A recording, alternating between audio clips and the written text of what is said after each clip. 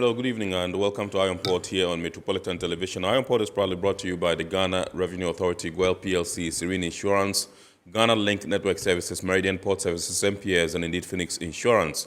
The show is proudly powered by the Ghana Port and Harbours Authority, GPHA, and our media partner is the Business and Financial Times, the BNFT.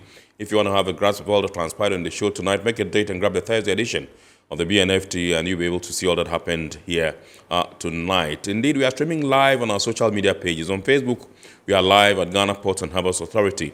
Ghana Port and Harbours Authority. Still on Facebook, we are live at Port of Tema. And on YouTube, we are live at Iron Port. Iron Port. We shall be getting interactive with you as usual, and so all you have to do is sit back, relax, and grab your phones and send us your messages and comments via our dedicated WhatsApp line, which is 0559-019-177, 0559-019-177. When the time is ripe and I pick signal from the production team, we shall activate the phone lines for you to call in and contribute to the discussion. My name is Kennedy Mona. We are going for a quick break. When we return, we'll continue with the show. Please stay with us.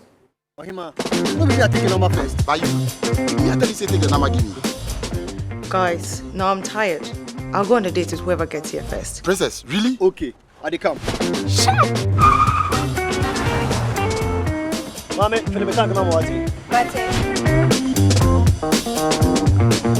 Boss, fill my tank with Super XP Ron 95. Well up with Super XP Ron 95 and Diesel XP high performance products from GOIL.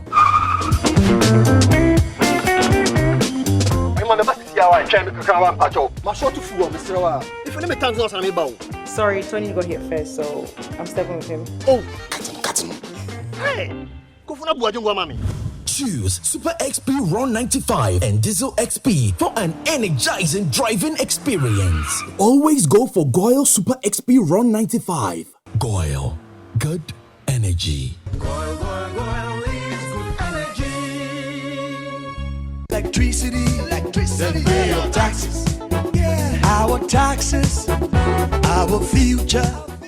Because you see, without our taxes, we wouldn't have good roads, good schools, better hospitals, street lights, and other very important social amenities. When we pay our taxes, we give our children free and quality education.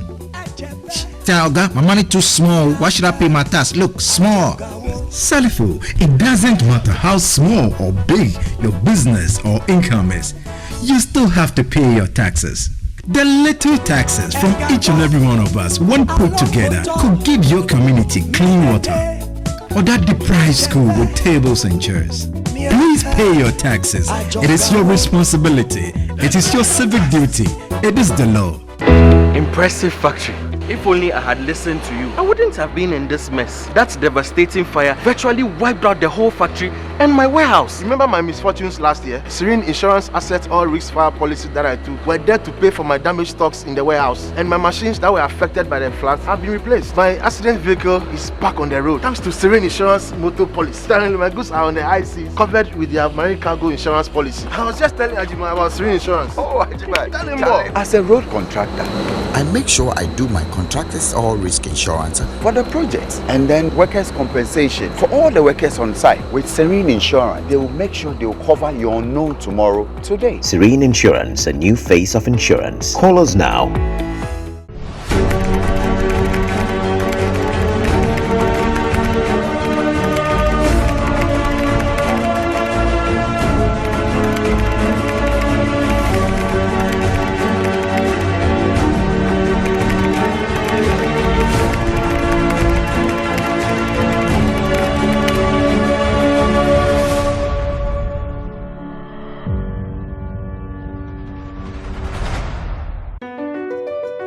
MPS Terminal 3 is Africa's new state-of-the-art container terminal at Tema Port. For manufacturers, agro-processors and traders, the new port means business can be done faster. This infrastructure boost will improve Ghana's port handling capacity, connect more trading routes, and oil the engine of growth for the economy, creating greater opportunities across all sectors as Africa's markets merge and become the largest trading bloc globally. MPS, we connect, you thrive. Business and life can be like the sea sometimes. Sometimes serene, sometimes calm, sometimes turbulent, and at times it brings the unexpected. However it is like, trust Phoenix Insurance for your home, car, business, and marine insurance needs. Call 0302-246-319 or 0243-690-492. At Phoenix, you experience a delightful service delivered with wisdom. You're welcome back. We are now going to take a look at happenings in the port and shipping industry in the course of the week. And indeed, the Minister for Finance, the Honorable Dr. Mohammed Amin Adam, in the course of the week had cause to pay a working visit to the port of Tema. He called on the Tema collection of the Customs Division, and he also paid a courtesy call on the Director General of the Ghana Ports and Harbours Authority and Management. Some of the discussions ensued. We have details of those for you and more. Please enjoy. The Minister of Finance, Mohammed Amin Adam, has lauded a collaboration between the Ghana Ports and Harbours Authority and the Customs Division of the Ghana Revenue Authority, urging them to even tighten this relationship for the purposes of maximizing revenue generation and improving trade facilitation. This came to light when the minister led a delegation to the Port of Tema, where he called on the Director General of the Ghana Ports and Harbours Authority. Revenue is number one priority for me, because whatever we want to do as a country, whether we want to build infrastructure, we want to pay salaries, pensions, everything depends on how much revenue you are able to generate. And given that Tema Harbour is the gateway to our country, we must make sure that we maximize the potential of the harbour for increasing the revenue of the state, so that we can be able to address our development challenges. Mohammed Amin Adam also called for joint inspection procedures to be properly followed. There is also the issue of multiple agencies that in their own right want to perform their duty, but they do this in silos. That also has to be addressed. And clearing agents in particular have complained about having to go to several agents to get clearance before they eventually clear, goods. What I understand from the customs is that they do joint examination. And so beyond the joint examination, we should not have other stopping, points, which brings delays and thereby increase the cost of doing business, both on your side, because you have to provide facilities for all these agencies, but also on the side of the business people. The new government appointee, who touched on growing public concern for the high cost of doing business at the ports, said it is about time for all stakeholders to take a second look at local administrative charges of shipping lines at the ports. We must move towards a system that reflects standards elsewhere in other ports, even ports that are very closer to us, where such local administrative charges are not allowed. Why do we allow them in Ghana? So is it that the shipping lines, are taking us for granted? Is it that the shipping lines are not regulated? He supported a cause for the creation of more inland ports when touching on the ongoing project in Buankra. I believe that there is value in establishing these inland ports in these areas. Apart from them being holding centers, they also enable us to trace every penny that we need to collect for the benefit of the state. And so, just as you've done with Buankra, you may want to start looking at Hamile and a community along the Eastern Corridor area. The Director General of GPHA, Michael Luguje, said the Port Authority continues to provide expanded facilities at both Tema and Takoradi ports to improve maritime trade in the country. He said, contrary to claims that port handling charges are high, the Port Authority's charges constitute less than 10% of the total charges importers pay to clear their goods. We have done quite a number of studies, and the most recent one was just about, I think, early part of this year, when we were at EMT, led by the Shippers Authority, to present port charges or cargo clearance charges through our ports. And it was obvious that out of the total charges, the Port Authority's contribution is less than 10%. We are in a very, very, very independent environment, different actors.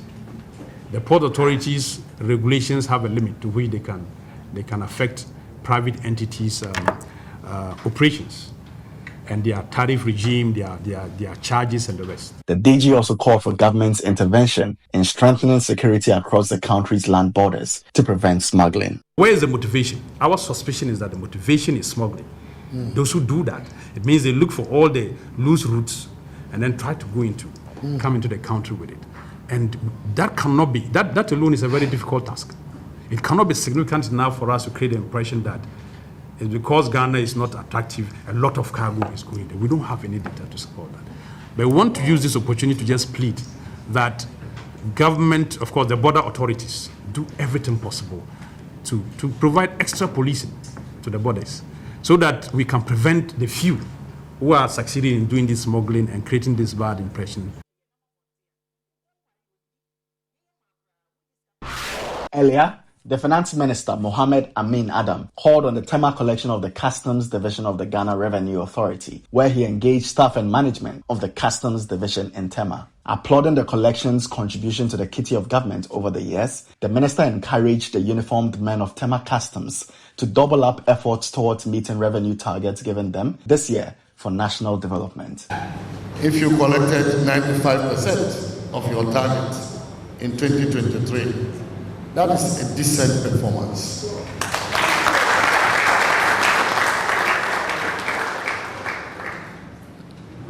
But you also know that year to date in 2024, you are short by about 11.3%. And so like every institution all over the world, even where your performance is excellent, there is need for improvement, so that you can maintain that excellence. The Finance Minister assured that his outfit will work hard at ameliorating the challenges that come up during tax administration at their various stations. Revenue mobilization will be my number one priority. And given that you are the foot soldiers of our country when it comes to revenue mobilization, my role as Minister for Finance will be incomplete if I do not have interface with you, if I do not interact with you, if I do not understand your challenges and seek to address those challenges. And this is why I'm here today. The Commissioner General of the Ghana Revenue Authority, Reverend Ameshadai Owusu-Amoah, reassured the Tema collection of customs of the authority's maximum support in its revenue mobilization efforts. And as I mentioned earlier on, this collection contributes about 95%. So it means that if we grow Tema, then we are growing the revenue. However, we will not say that we are leaving the other areas untouched, because for all you know, these are other areas too that if they grow, they will be able to dilute the concentration on Tema. For his part, the Commissioner of Customs, Zaidu Idrisu Idisa, re-emphasized the importance of Tema collection to the work of customs in Ghana. More than 90% of all the goods that are imported or exported do so through the Tema Harbour. And for that matter, almost 90% of customs revenue in terms of taxes and duties are generated at the Tema Harbour. Additionally, the sector commander and others who have spoken before mentioned that Tema is the customs university. We say this because goods are cleared from the port using what we call customs regimes. And it is only at the Tema Harbour that we have all the regimes operating. The Tema Sector Commander of Customs, Christiano Odieje, revealed that progressive steps are being undertaken to address challenges encountered in their work to optimize revenue collection. The challenges we have faced in the substance regime is rigorously being addressed.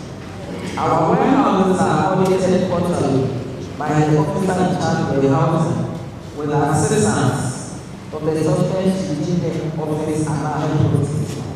Transit goods are also being monitored by the e-banking device as well as the e-banking office and our headquarters. high-risk goods such as alcohol are being given human exports in addition to the e-tracking device. And this has yielded results as we have intercepted several consignments that were supposedly going on transit, which have been diverted. Usual goods are also being closely monitored to keep abuse. Not long ago, we found vehicles in the free zone container with the help of our science. So those goods were also intercepted. Despite these challenges, she said, her outfit will remain committed to excellence.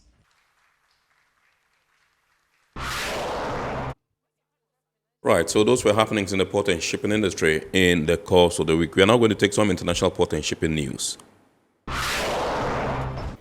An operation to recover the bodies of 4 more people presumed dead continues after a container ship crashed into a bridge in the U.S. city of Baltimore. 2 victims of the collision involving the Singapore-flagged Delhi, which struck the Francis Scott Key Bridge as it left port on Tuesday, have been named. Investigators have boarded the ship and recovered its data recorder, similar to a black box, officials say. The U.S. Coast Guard says more than 1.5 million gallons of fuel, oil, and cargo containing hazardous materials are on the ship, but there is no danger to the public.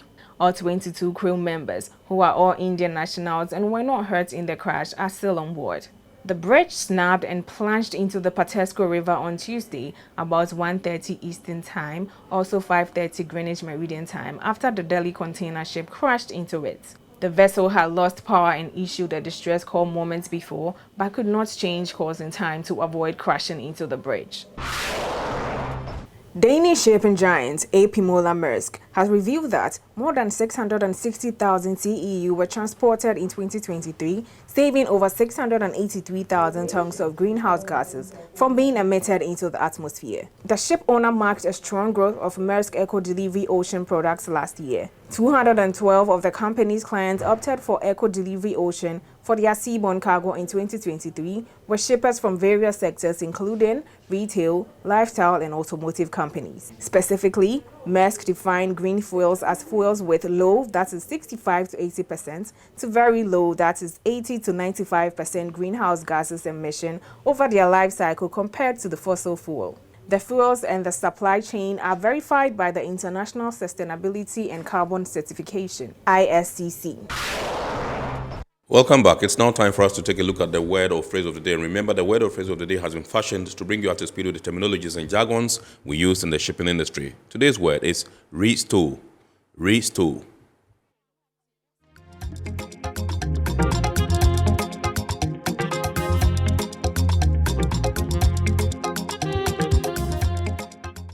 A restore is a move where a container is offloaded from on board the ship and put back onto the ship either at the same store position or a different store position.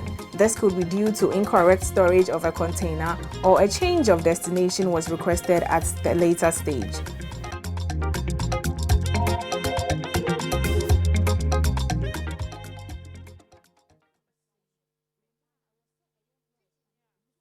All right, so welcome back. We are now zooming into our discussion proper tonight, and tonight we're taking a look at the E-Levy. Since its implementation, what's been the journey so far? What's been the story so far? We're taking a look at this particular topic tonight. We're taking a look at, some of the issues that have arisen, out of the implementation of the E-Levy and how far the GRA, which is the implementing body, has come with this particular project or implementation of the E-Levy. We are all aware of the kind of fuss it generated when it came on, both politically and, it took the landscape of the country by storm with, a lot of, commentary by various people. I mean, the agitations and all that. But it went through, it passed through, and then the implementation has been on. We just want to find out from those responsible for implementing it, how far they've come with it, what are some of the issues that they've encountered, and how smooth is it going? How much have we realized, if they'll be candid enough and, magnanimous enough to oblige us, how much we've realized from the E-Levy since its implementation and what the future holds for this particular, E-Levy. And so it gives me pleasure this evening to introduce to us Chief Revenue Officer from the Ghana Revenue Authority, Isaac Kwabna Amwako. He's a member of the E-Levy Technical Committee. He's no stranger to Iron Port. He's been here before. Good evening, sir, and welcome. Good Good evening. Thank you very much. Awesome. We are glad to have you. And also, no stranger to the show, he's also been here before. He's in the person of Mr. Opoku Efriyi Asante, who's a senior revenue officer and also a member of the E-Levy Technical Committee. Now, these are the two gentlemen we are having a discussion with tonight. And I would like to begin with you, Mr. Amwako, and find out from you what's been the journey so far. If you can tell us how this implementation has been since you started with the E-Levy. Thank you very much. We didn't start on a small note. It was quite rough. Right. But along the line, it's got smoothing. And I'll say so far, so good. Sometimes we have intermittent issues which we try to resolve. Right. Especially on wrongful charges to customers. That has been the major challenge of wrongful charges and how to handle refunds. So far, that's the only... Take us back to basics. What's the E-Levy? If you can refresh our memories. So in 2022, May, we first allowed entities that are required by law to charge. And these entities are banks, telcos, or what we call EMIs. Right. Payment service providers, and specialized deposit-taking institutions. We gave them authority to charge the levy. We started at a levy of 1.5 on the amount being transferred on certain type of transactions. Then in July, we implemented a platform we call ELMAS. ELMAS, yeah. Okay. And this platform automatically, when charging entities are connected, does the computation and gives it to the charging entity to compute the E-Levy applicable. There are some exemptions that are applicable within the E-Levy. So especially if you are sending to yourself, yes, you are exempted. Okay. There's a daily minimum threshold of 100 Ghana cedis. So if I have some cash I want to deposit in my account, let's say I'm a Momo user, MTN, I don't attract any charges. It's not supposed to. So far as the charging entities have configured you correctly, there are chances that your configuration is not right. Right. And by configuration, we mean your Ghana card or your TIN, taxpayer identification number. Okay. It should have been set up properly at both the destination account and the source account. Then this exemption of same person will apply. Right. Else it will not. Okay. And then we also have 100 Ghana cedis minimum for Momo transfer that involves Momo. And then 20,000 for transfers that are bank to bank transfers. Right. So in a nutshell, that's some basic I can add for the journey. Maybe Nana can. Nana, you want to come in with with some additions? Yes, I can. So in terms of collections, at first, as Ike rightly said, the charging was being done by these entities. Yes. So basically what they do is that once they collect the money, they will have to generate a bill and then make payment to the GRA. We've transitioned from this arrangement where they have to generate a bill from what they have collected and then make payment. What we have, when we put in place the ELMAS, the platform that Isaac talked about, what we've done is that as soon as they collect, within a period of 24 hours over the next day, GRA will automatically sweep that amount that they have collected from the account. So they do not have to now make payments to the government. Right. GRA automatically collects that money from a designated bank account.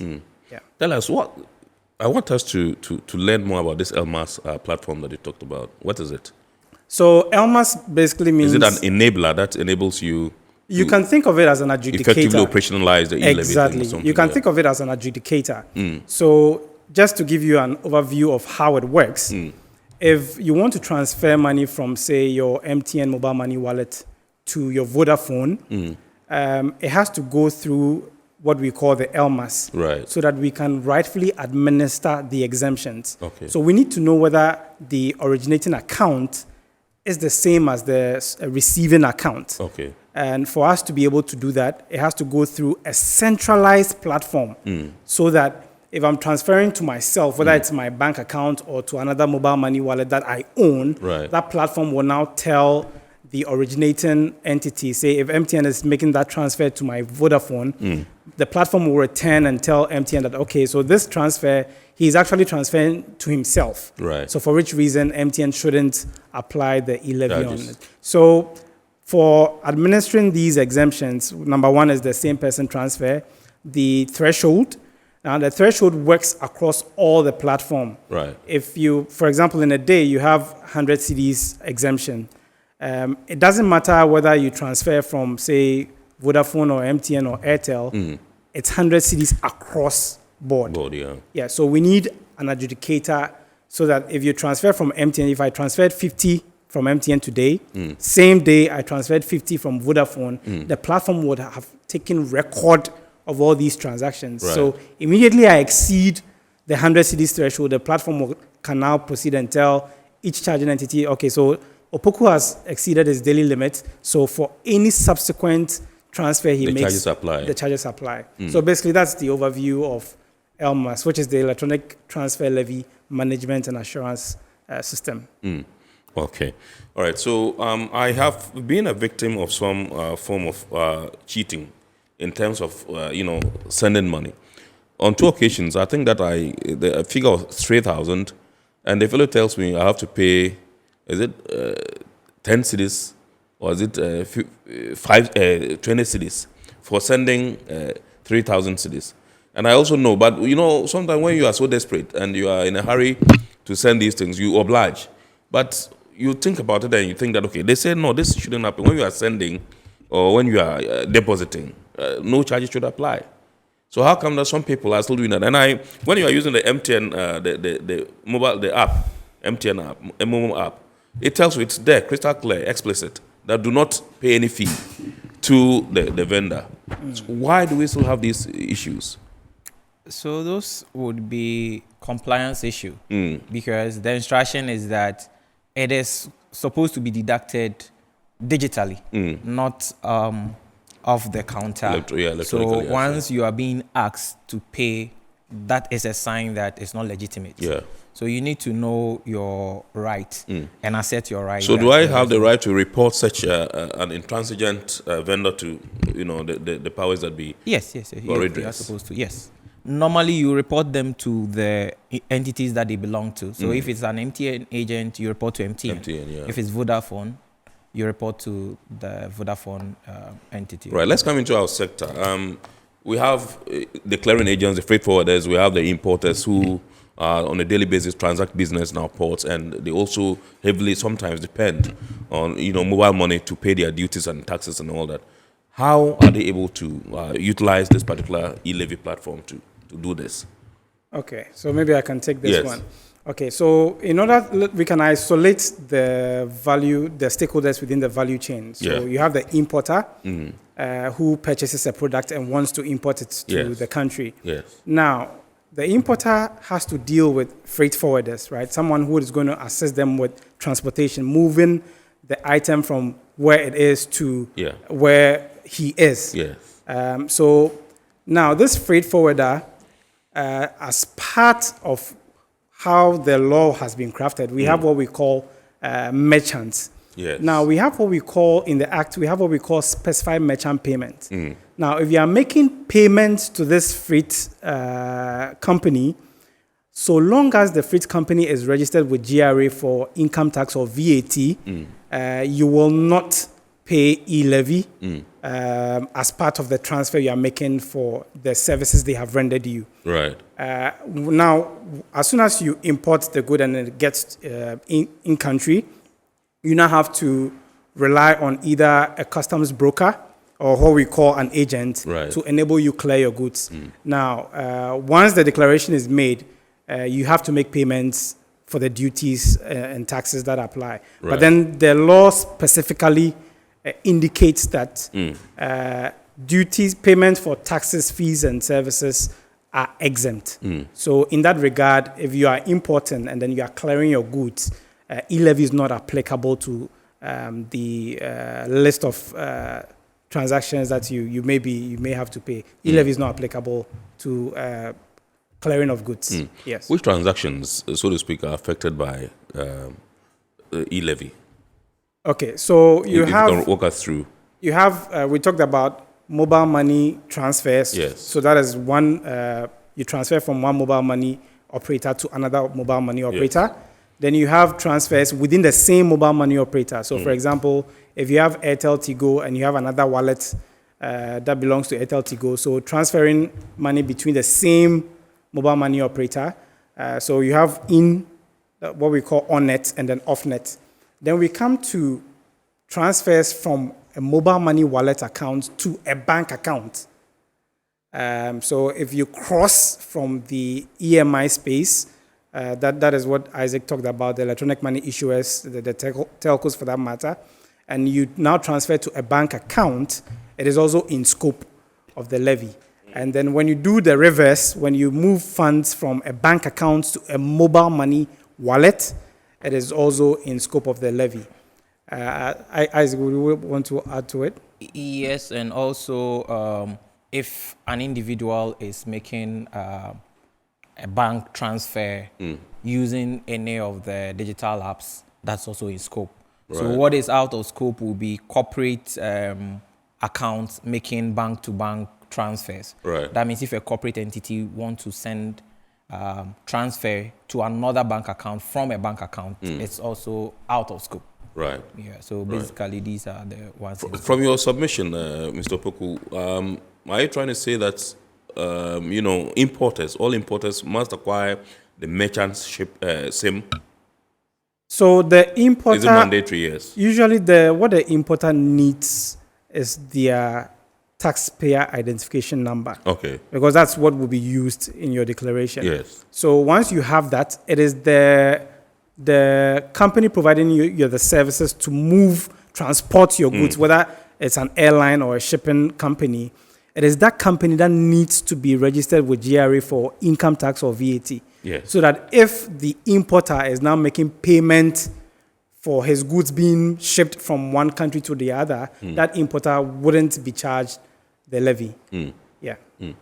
Okay, so let me come to you and Mr. Amako. Let me add a little to Nane's. Right. Because for importers, most of the time, so far as import is concerned, they will be paying the duties and taxes. Taxes, yeah. So they would use the Ghana.gov platform where they would have generated the bill of lading and those declarations. Yes. Those are all exempt from the E-Levy. Okay. Once they all right, so that was going to be my next question, whether there are categories of people or entities that are exempt from the E-Levy. So the way the E-Levy law was crafted, it didn't exempt entities. It rather exempted the type of transfer. Right. And the type of transfer, Nana has enumerated all. So if the type of transfer is a mobile money transfer within the same network, it is taxable. If it is from one network to another network, it is also taxable. Right. Then between a bank and a mobile money network, and then within a bank. So that is how the law was crafted. Entities were not exempt. So when we are implementing, sometimes we try to go by what the law says without necessarily exempting an entity. Right. So in recent times, ECG, Ghana Water, these entities have come into the fray. What we do within the system is what Nana explained, specified merchant exemption. Yeah. So insofar as these entities are in good standing within the tax system, when you make transfer to them, it is exempt. Or they would also come under the categories of charges, fees, government charges and fees, which are exempt. Right. So it is the type of transfers that are exempt and not necessarily the entity itself. Are there any special dispensations that are applicable, that have been applied to some perhaps categories of entities and people with the implementation of the E-Levy?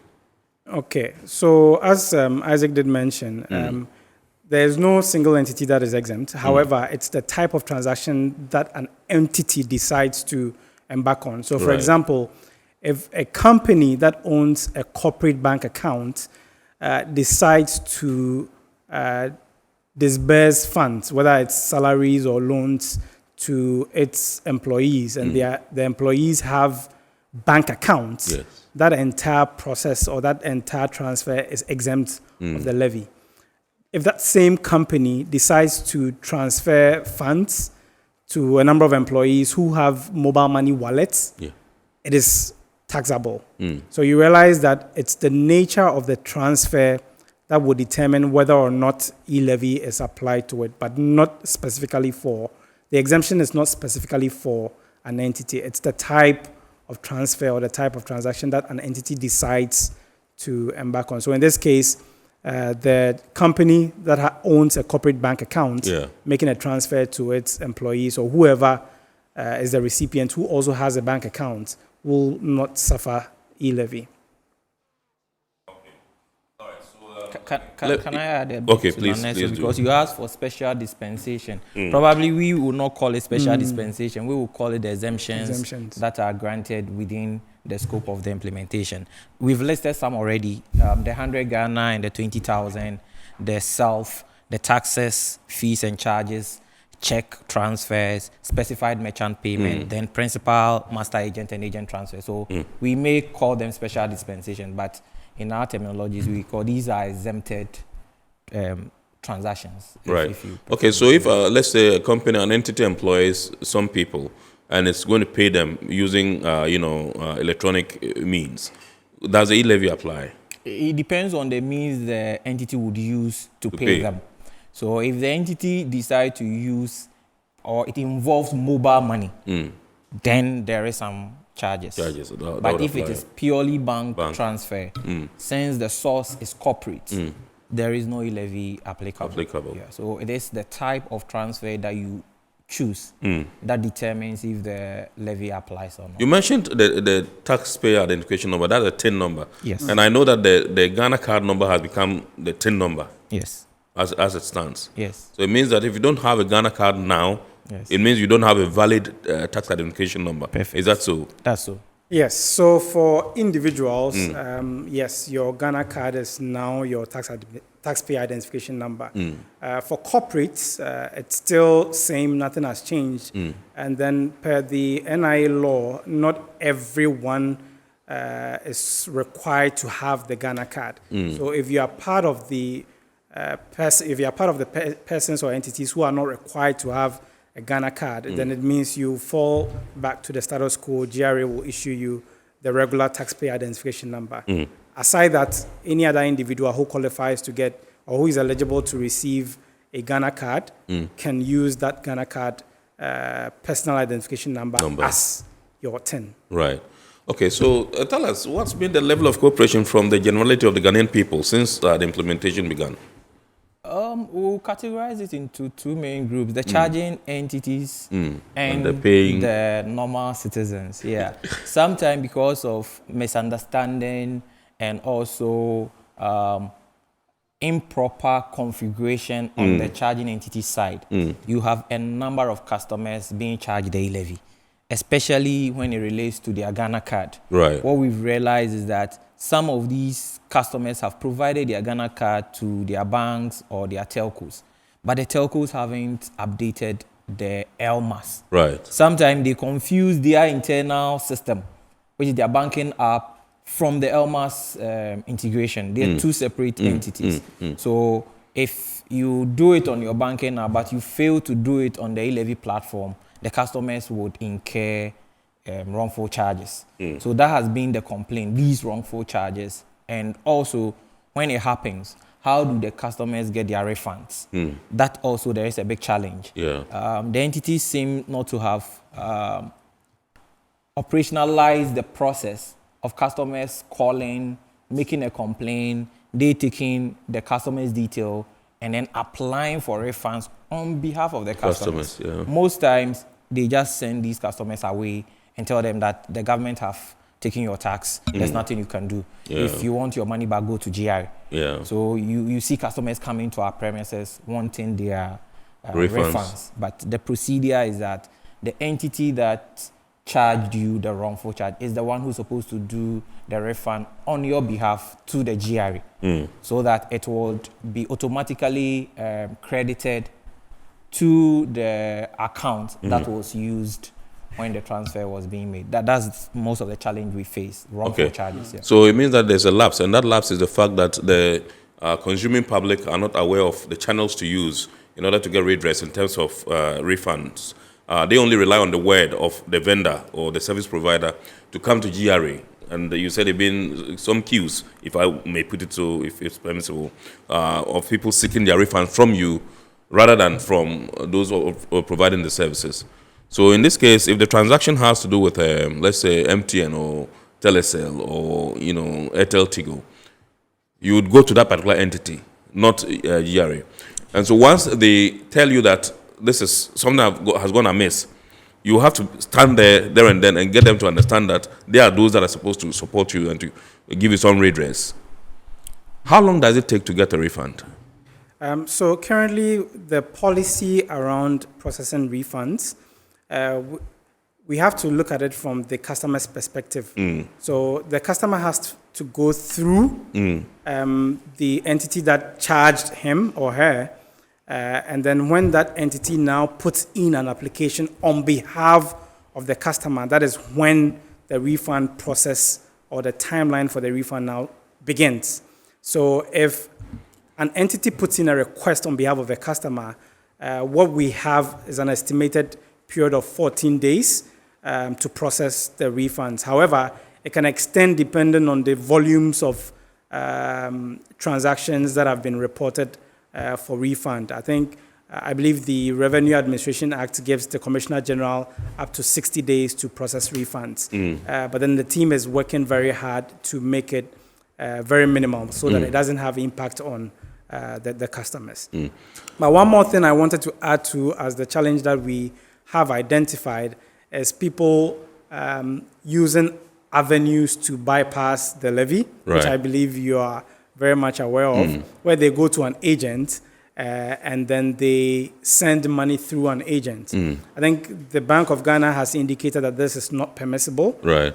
What you are supposed to do when you go to an agent is to do a cash-in, and then when that money is loaded to your wallet, you can then send to the person that you want to send to. But then to send directly from an agent to another person, it means that you, the sender, you are cut off from that transfer. Right. Okay, so all we'll see is that a transfer from an agent to a recipient. Yes. And then the original sender is cut up. Right. So that amounts to, it has some laundering implications in there that I think the BOG is also looking at addressing. Okay, that's so another challenge that we've noticed. it would have to be mandatory that if I'm going to send money to somebody, I get the vendor to load the money into my wallet so that from my wallet I can send to the party that I want to send to. Is that the case? That is indeed a policy. And we've had several engagements with the electronic money issuers, and then they did indicate that, yes, that is how it is supposed to work. But then I think from time to time, you realize that people still use that avenue. So I think a broader conversation is being had to see how we can remedy the situation. So bypassing this particular step, can that be described as illegal? We would like to say it's not permissible because I haven't cited which law that it will be violating. Okay, so if the vendor, if I'm going to send through a vendor, not through I want to send and I have cash, physical cash, I go and I give to the vendor, I send this money to so and so number. Does the vendor pay E-Levy on it? Does he pay charges? Currently, the vendor or the agent does not pay when it comes to... So the E-Levy Act exempts some sort of transactions for which the agent is part of. So cash in, cash out, which are done on behalf of the principal, which is the company, by the agent. We regard those transactions as exempt. Okay. So for cash in, cash out transfers or transactions, where you go to an agent and then you want to deposit money or take out money, those category of transactions are exempt the Act. All right, so recently the Ghana Revenue Authority issued a press release on some challenges you were encountering with respect to the E-Levy. What were these issues and how serious are they that prompted you to come up with a press release? So that has to do with the internet outage. Right. It was nationwide. to a number of the charging entities. Right. They were affected. I even understand it's a number of countries within the sub-regions that were affected. Senegal and the rest, yeah. So the E-Levy platform had been designed in such a way that it's not supposed to disrupt normal operation of each of the charging entities. Right. So the policy is that if you are unable to reach the E-Levy platform, charge the customer. Right. And then later on, do the reconciliation and refund to the customer. So what happened is that once we had the internet outage, exempt normal transactions which are ordinarily exempt were all being charged, including the payment of electricity, payment of taxes, sending to yourself, all manner of transactions were being affected by the charges. So that is how come we send a circular that anybody that had been affected from 14th of March that they started, you are entitled to a refund. Right. But you have to pass through your charging entity for them to make the refund to GRA. Right. And those refunds will be legally refunded to the entities. Yeah. And I can add. Yeah, I believe Isaac has said the entire process. So what we are currently doing is that we are working with all charging entities or those who were impacted by the internet outage, so that we sort of do an adjudication to see which transactions require refunds. So once the GRA is able to establish that these sets of transactions are to be refunded, then the charging entities will proceed to do the refund, automatic refund to their customers. Have you monitored to see how far this process has gone in terms of trying to rectify some of these anomalies that took place during the downtimes as far as the internet disruption was concerned? We've been engaging with the charging entities. We've segregated the challenges into two. So those that affect government institutions like the ECG, Ghana Water, taxes, we've given them permission that they can expedite the refunds by following some simple procedures before getting to the GRA. But the other general population, they have to follow some laid-down guidelines before the refunds are given. So within at the backstage, we are engaging to make sure that these refunds. What can you tell us what the guidelines are? So we haven't fine-tuned the guidelines. A quick guideline we've shared with the charging entities.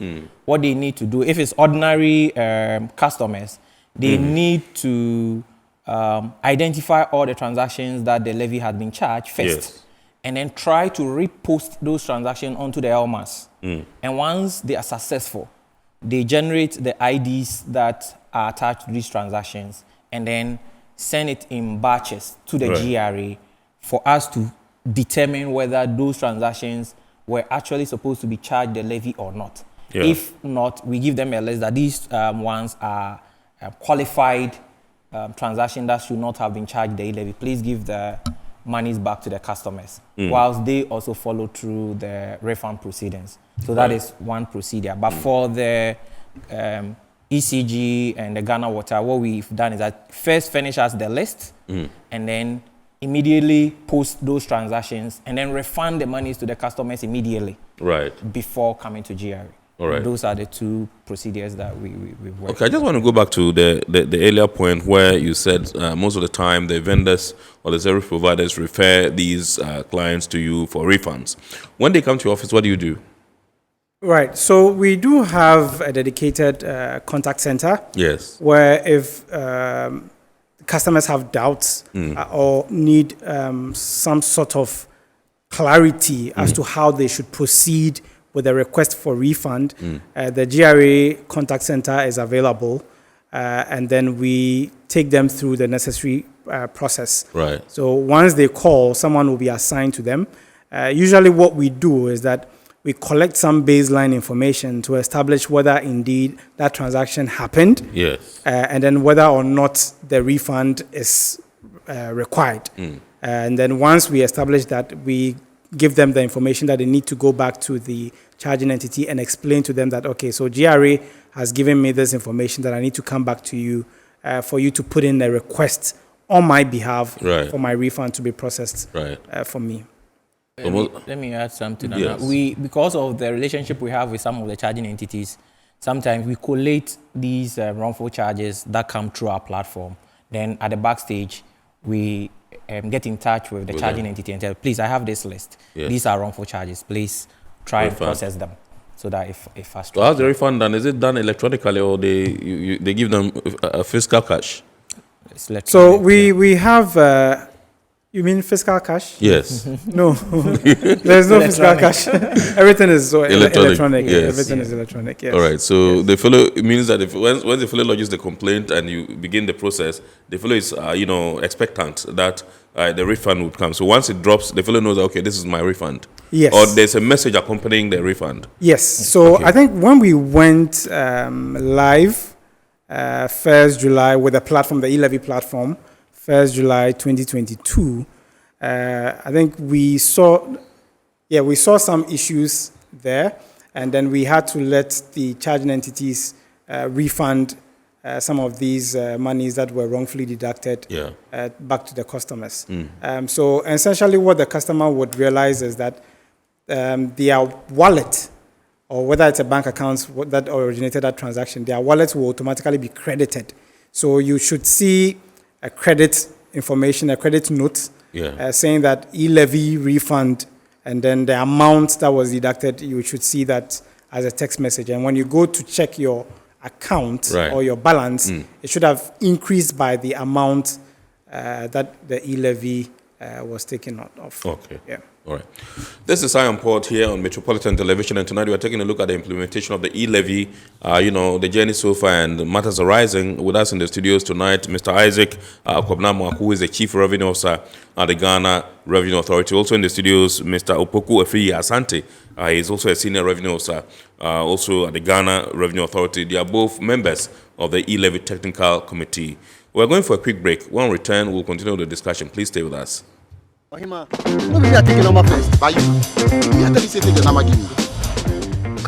now I'm tired. I'll go on a date with whoever gets here first. Princess, really? Okay, I dey come. Shut up! Mame,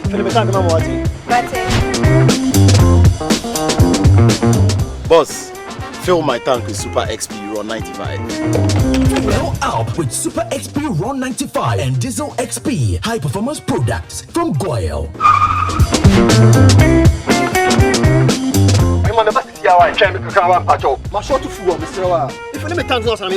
Sorry, Tony got here first, so I'm stepping with him. Oh, cut him. Hey, go for mommy. Choose Super XP Ron 95 and Diesel XP for an energizing driving experience. Always go for Goyle Super XP Ron 95. Goyle, good energy. Electricity, then pay your taxes. Yeah, our taxes, our future. Because you see, without our taxes, we wouldn't have good roads, good schools, better hospitals, street lights, and other very important social amenities. When we pay our taxes, we give our children free and quality education. Talga, my money too small. Why should I pay my tax? Look, small. Salifo, it doesn't matter how small or big your business or income is, you still have to pay your taxes. The little taxes from each and every one of us, when put together, could give your community clean water or that deprived school with tables and chairs. Please pay your taxes. It is your responsibility. It is your civic duty. It is the law. Impressive factory. If only I had listened to you, I wouldn't have been in this mess. That devastating fire virtually wiped out the whole factory and my warehouse. Remember my misfortunes last year? Serene Insurance Asset All Risk Fire policy that I took were there to pay for my damaged stocks in the warehouse, and my machines that were affected by the floods have been replaced. My accident vehicle is back on the road thanks to Serene Insurance motor policy. Currently, my goods are on the high seas covered with their marine cargo insurance policy. I was just telling Ajima about Serene Insurance. Oh, Ajima, tell him more. As a road contractor, I make sure I do my contractors all risk insurance for the projects, and then workers' compensation for all the workers on site. With Serene Insurance, they will make sure they will cover your unknown tomorrow today. Serene Insurance, a new face of insurance. Call us now.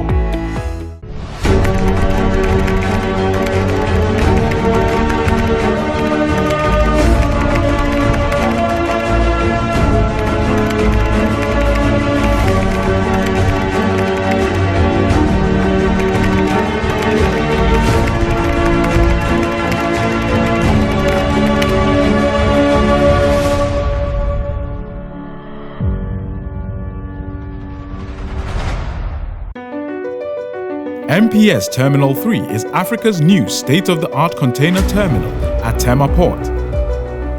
For manufacturers, agro-processors and traders, the new port means business can be done faster. This infrastructure boost will improve Ghana's port handling capacity, connect more trading routes, and oil the engine of growth for the economy, creating greater opportunities across all sectors as Africa's markets merge and become the largest trading bloc globally. MPS, we connect, you thrive. Business and life can be like the sea sometimes. Sometimes serene, sometimes calm, sometimes turbulent, and at times it brings the unexpected. However it is like, trust Phoenix Insurance for your home, car, business, and marine insurance needs. Call 0302-246-319 or 0243-690-492. At Phoenix, you experience a delightful service delivered with wisdom. All right, so welcome back. This is Simon Port here on Metro TV, and tonight we are taking a look at the E-Levy implementation and journey so far, and matters arising. With us in the studios, Mr. Isaac Kobna Mwaku, Chief Revenue Officer, Ghana Revenue Authority, member E-Levy Technical Committee, and indeed Mr. Opoku Efriye Asante, who is also a Senior Revenue Officer and a member of the E-Levy Technical Committee. They are the two gentlemen we're having a discussion with tonight. We're just going straight into your inbox to let the rest of the world hear the questions that are bothering you. This one says, just to be sure, I want to know if you mean E-Levy shouldn't be charged when I send Momo from my Vodafone to my MTN. How do I enjoy this since I am the owner of both lines? This one is from Alfred in Spintex. I've also been told by the production team that you can call in and contribute to the discussion because the lines have been activated. It's right here on your screen. You can call in and contribute to the discussion. You had a question from Alfred. Yes.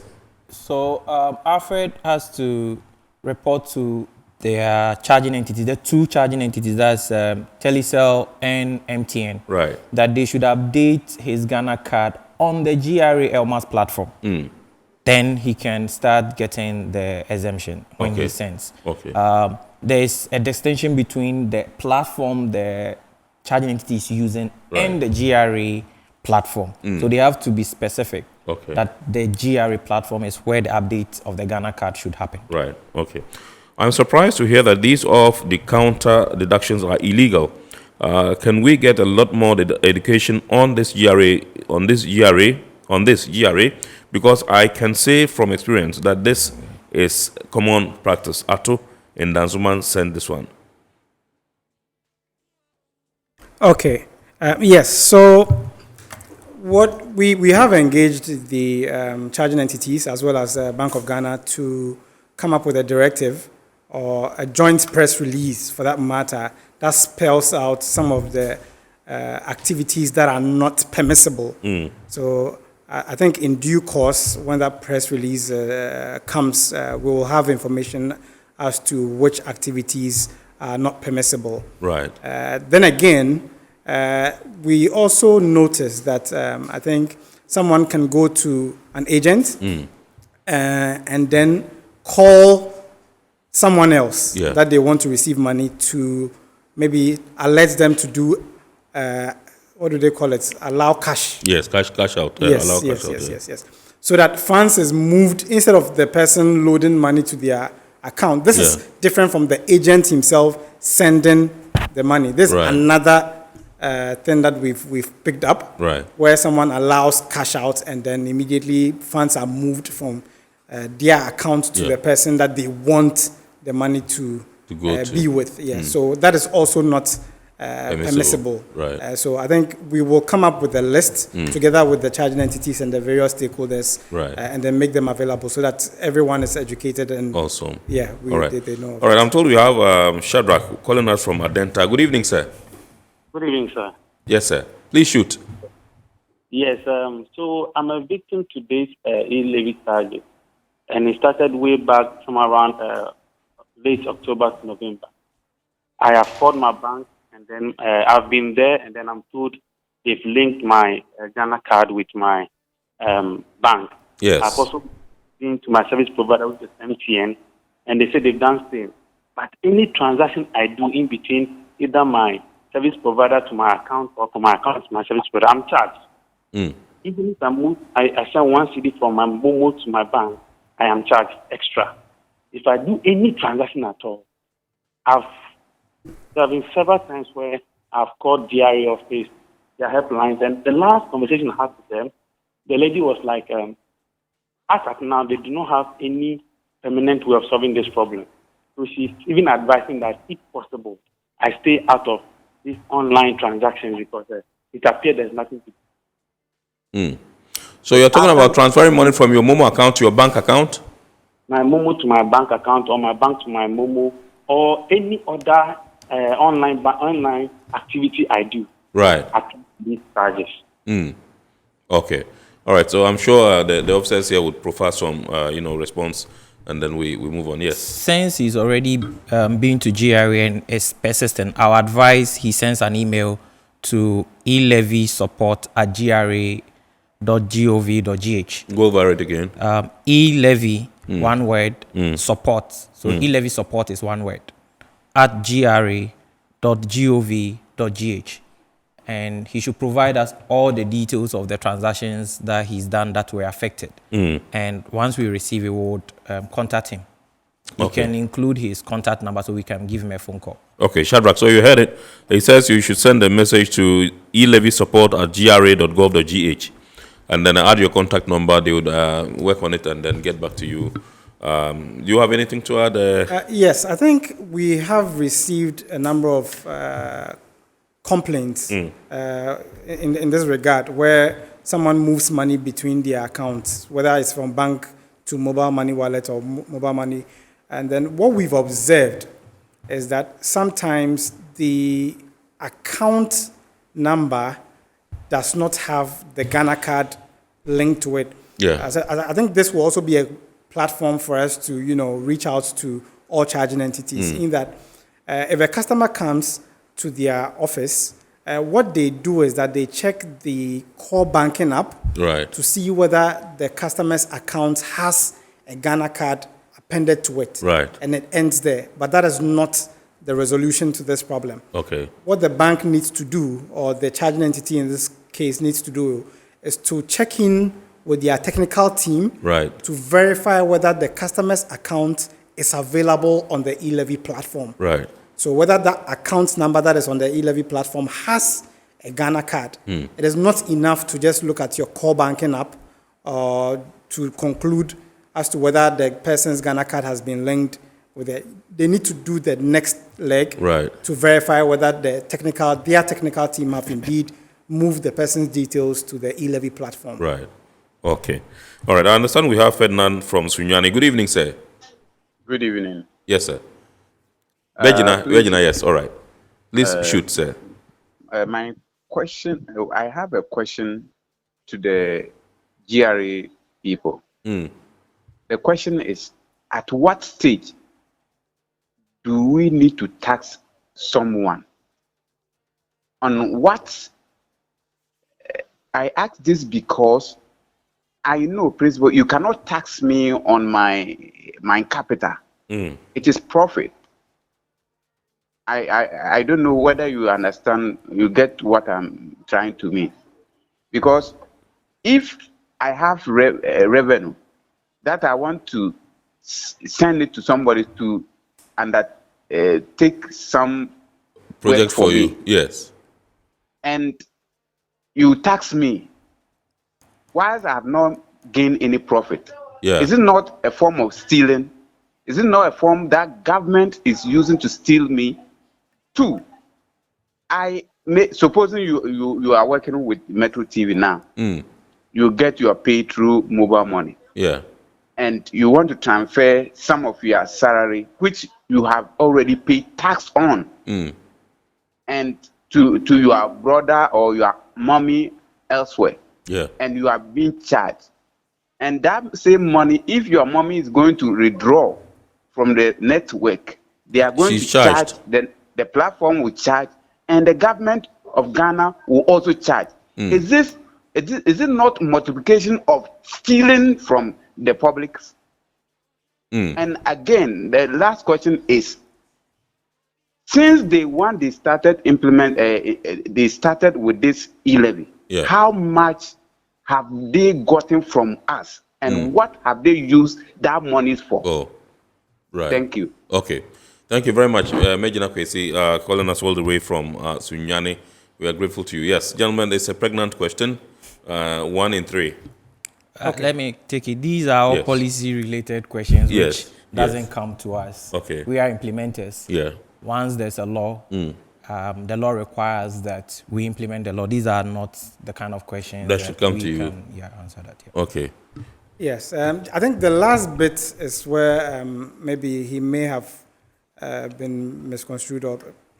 So when it comes to withdrawals, right? You mentioned that you send money to maybe your grandma or auntie or someone. Yes. And then when they are going to withdraw, there is a charge there. Yeah. But then our understanding so far of the policy is that when you do a withdrawal, there's no charges imposed on withdrawal. Similarly, when you do a cash-in, there is no withdrawal. It's only when you are sending, which exceeds the daily limit, that the charge is applicable. And as Isaac rightfully mentioned, we as tax administrators, we are implementing the law, what has been passed and ratified by Parliament. So that is not something that the GRA usually would speak on. Right.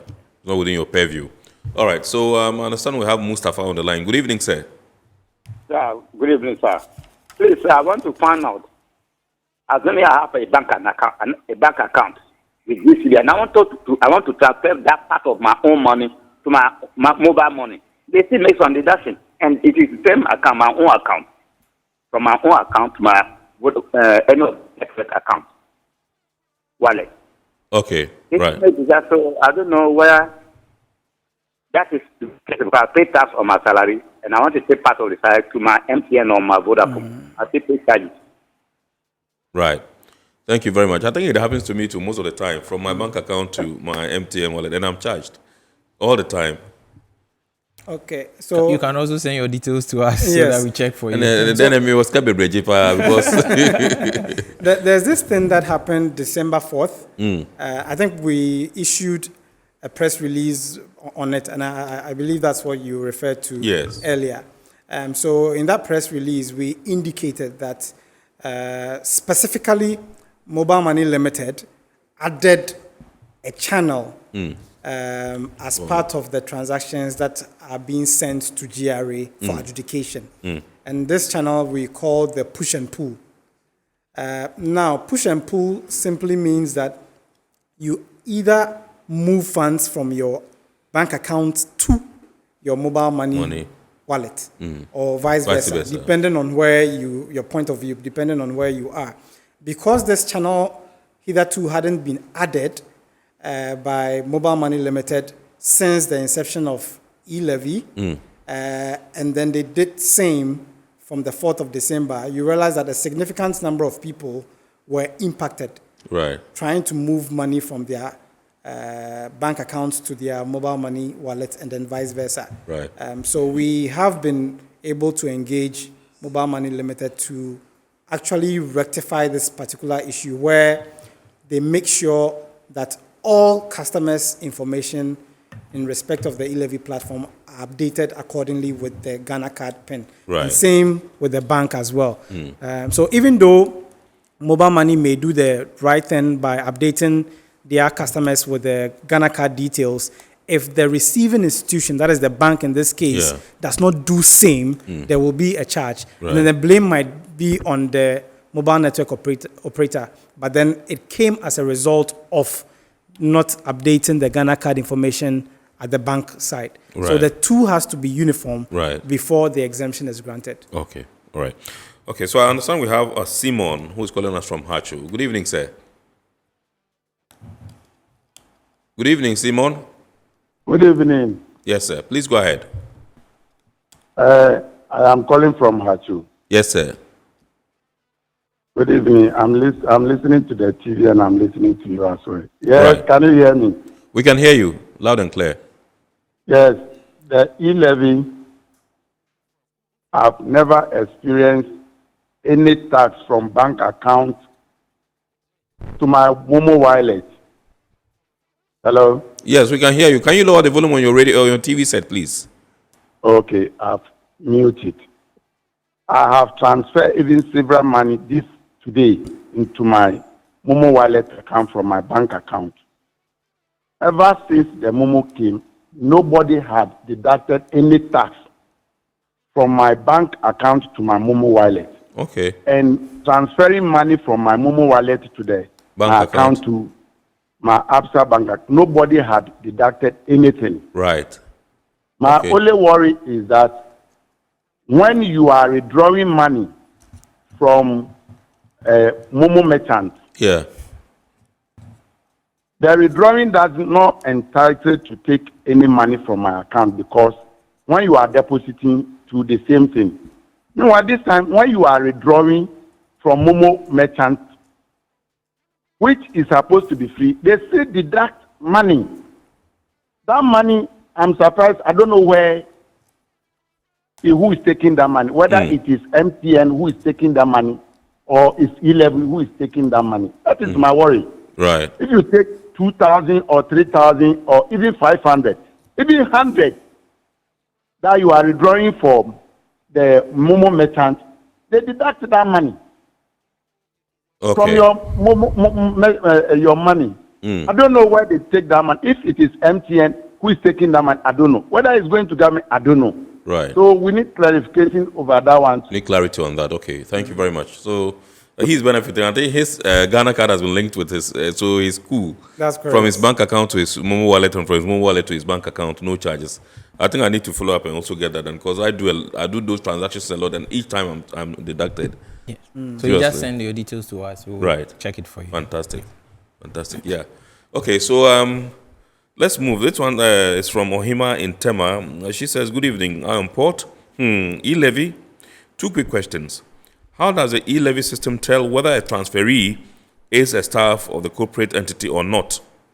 And she asks again, "I have a personal experience where payment on Ghana.gov, on the Ghana.gov platform, rounded up the amount due at the point of payment, e.g., instead of, say, 123 cedis 50.56, it made it 124. It was quite frequent in the early days of the E-Levy. What's the status now?"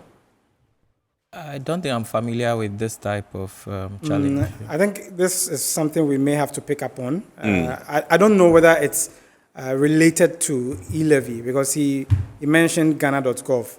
So it's something that we may need to isolate and then look at specifically.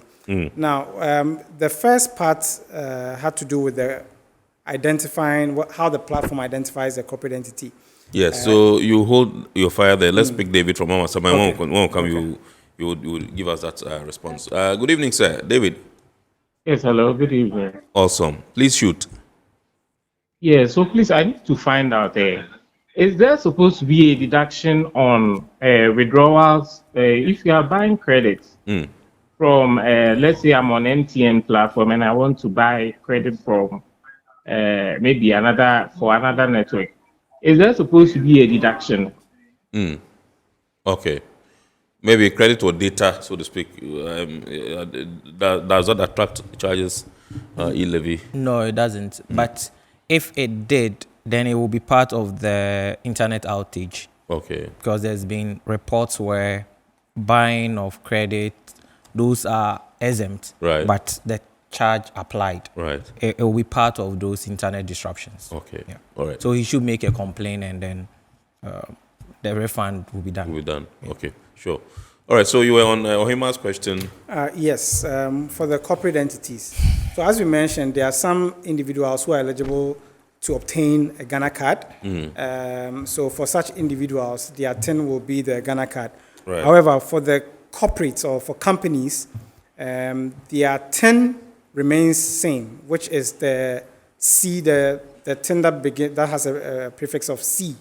So for any company that you see a C beginning the TIN, that is a corporate a corporate entity. So if such a corporate entity makes a transfer and then it gets to ELMAS, and the adjudication is done, we'll check and see if the receiving institution is either a bank or a mobile money wallet. If it's a bank, then that whole transaction is exempt. Right. If it's a mobile money, then E-Levy is applicable. Right. So that's how we identify corporate entities. Okay. All right. So I understand we have Adam from Lakeside on the line. Good evening, sir. Good evening. How are you doing? I'm terrific, by His grace. I hope you are good too. My regards to your panelists as well. Awesome. They've heard you. Please shoot. Mine regards the deductions when you transact between your Momo and then the bank account. You know, I wasn't even aware until I transferred, I think, 8,000 cedis from my Momo to bank account, and then they took 80 cedis. They took how much? 80 cedis?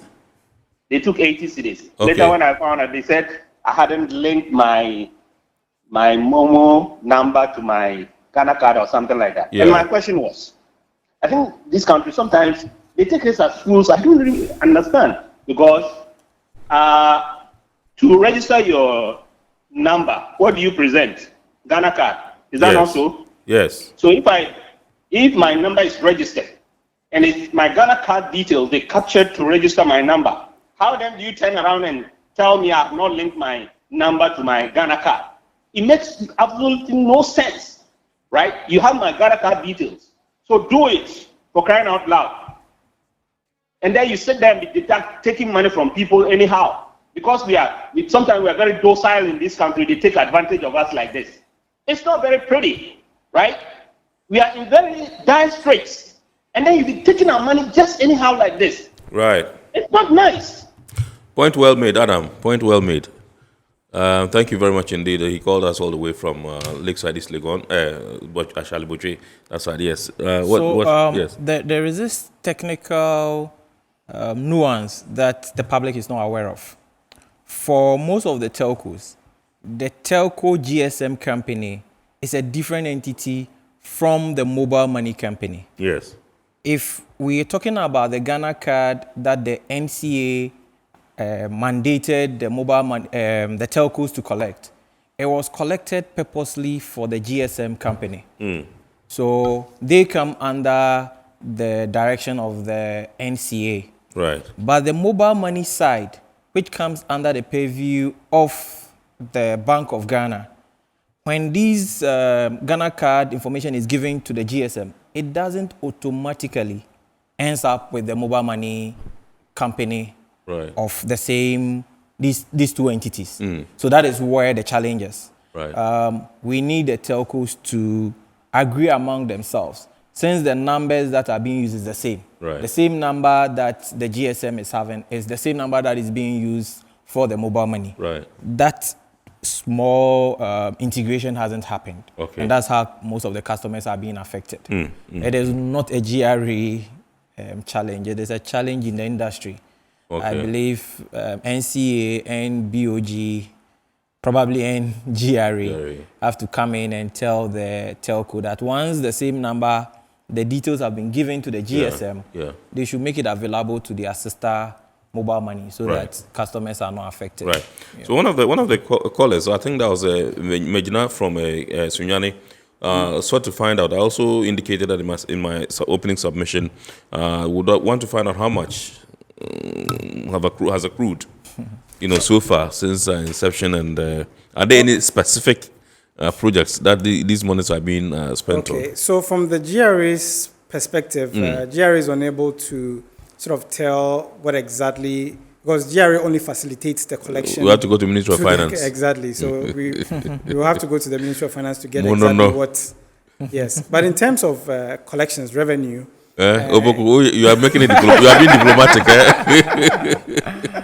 All right. Yes. I mean, the E-Levy by design, even when you look at the budget statement, it was specifically to address road infrastructure, cyber security, youth unemployment.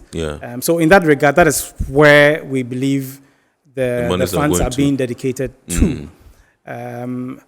As to whether it has already kickstarted, I think that would have to be a separate discussion, not with the GRA.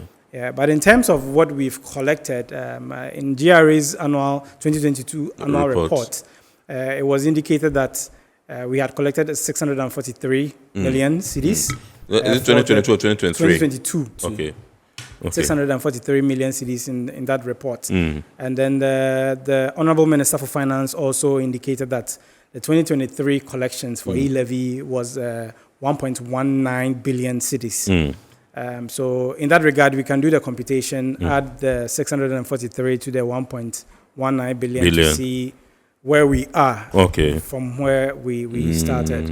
Yes. Okay, that should be 1.7 thereabouts. Yeah, 1.7 thereabouts. And I would also add that we've been growing significantly. We started in May 2022 at around 57 million per month. Right. And as of today, we are doing somewhere in excess of 120 million a month. Wow. So that's a bit of a significant increment. Absolutely. Yes, Absolutely. Yes.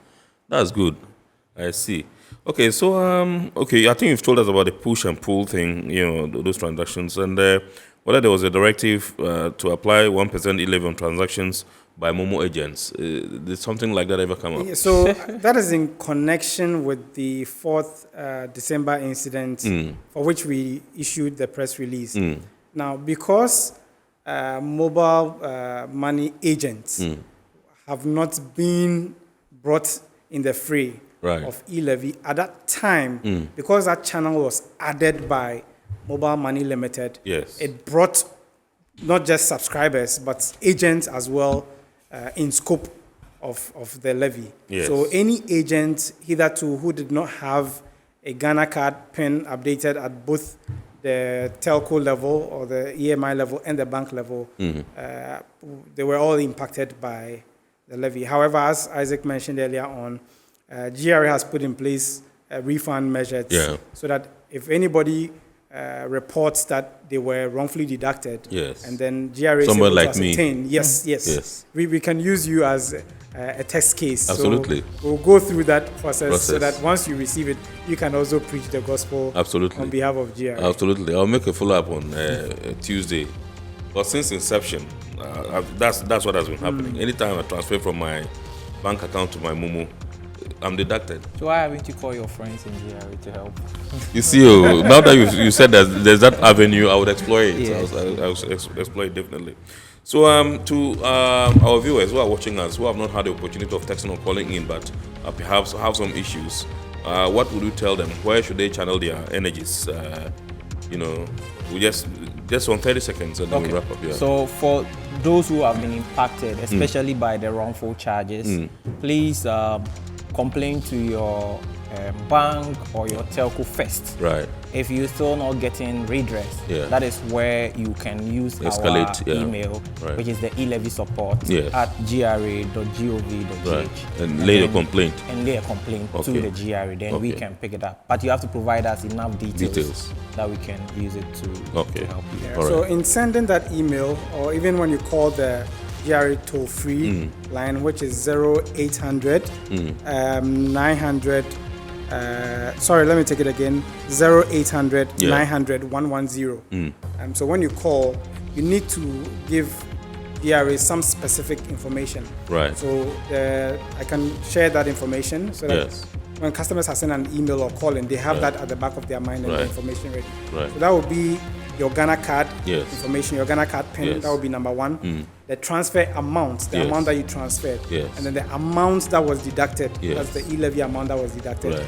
Then the originating account number. Right. So what number did you use to make that transfer and which platform, whether it's a bank platform, the name of the bank, and then the receiving institution too. We need all those information. And then we will now do the adjudication and then give you feedback within a specified period. All right, sure. Thank you very much. And that was Opoku Efri Asante, Senior Revenue Officer and member of the E-Levy Technical Committee at the Ghana Revenue Authority. Also in the studios with us, Mr. Isaac Obnama, Co-Chief Revenue Officer, Ghana Revenue Authority, and also a member of the E-Levy Technical Committee. Tonight, we've been discussing the implementation of the E-Levy, the journey so far, matters arising, and you've heard them. If you have any grievances, do not hesitate to reach out to them. And like the last bit of Mr. Opoku, he says you should furnish them with some details and then they'll be able to sort you out. I'll be going there on Tuesday to see. And when I'm sorted, I can come and preach the gospel here on Iron Port. We thank you so much for being our guest tonight. We thank you for contributing via text, via calls. We thank you for watching. And I want to say a big thanks to our sponsors, Ghana Revenue Authority, GWEL PLC, Serene Insurance, Ghana Link Network Services, Meridian Port Services, and indeed Phoenix Insurance. Remember, the show is powered by the Ghana Ports and Harbours Authority. God willing, next week we shall bounce back with another wonderful edition of the show, and we entreat you to watch the abridged version of Iron Port on Wednesday at 8:30 p.m. on Ghana Television. My name is Kennedy Mona. We wish you a super week ahead, and we thank you for choosing us. Thanks, and good evening.